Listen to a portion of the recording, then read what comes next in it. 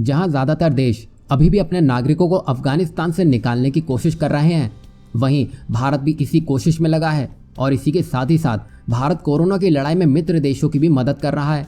दरअसल भारत का INS Airavat 10 liquid medical oxygen container लेके इंडोनेशिया के जकार्ता पहुंचा है और ये जो 10 लिक्विड मेडिकल ऑक्सीजन कंटेनर है उसे इंडोनेशिया की एम्बेसी को सुपुर्द भी कर दिया गया है। असल में इंडोनेशिया के हालात अभी कोविड में काफ़ी ख़राब चल रहे हैं, जिसके चलते भारत ने ये मदद इंडोनेशिया तक पहुंचाई है ताकि इस मुश्किल की घड़ी में इंडोनेशिया मजबूती से इस महामारी का सामना कर सके।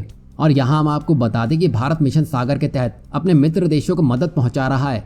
वहीं बताया ये भी जा रहा है कि मिशन सागर के हिस्से के रूप में INS ऐरावत इस क्षेत्र के अन्य मित्र देशों को भी मेडिकल सप्लाई करना जारी रखेगा। मिशन सागर के तहत ही भारत अपने मित्र राष्ट्रों की मदद करता है और इसी के जरिए अलग अलग देशों को आपदा की घड़ी में मानवीय सहायता पहुंचाई जाती है। कोरोना के दौरान भी मिशन सागर के जरिए भारत अपने मित्र देशों को मेडिकल सप्लाई कर रहा है और जहां भारत देश में कोरोना के मामले कुछ हद तक कंट्रोल में आए हैं, इसी के चलते भारत अपने मित्र देशों को आपदा की इस घड़ी में मानवीय सहायता पहुंचा रहा है। और खबर ये भी है कि भारत 2022 में कोविड वैक्सीन फिर से निर्यात करना शुरू कर सकता है।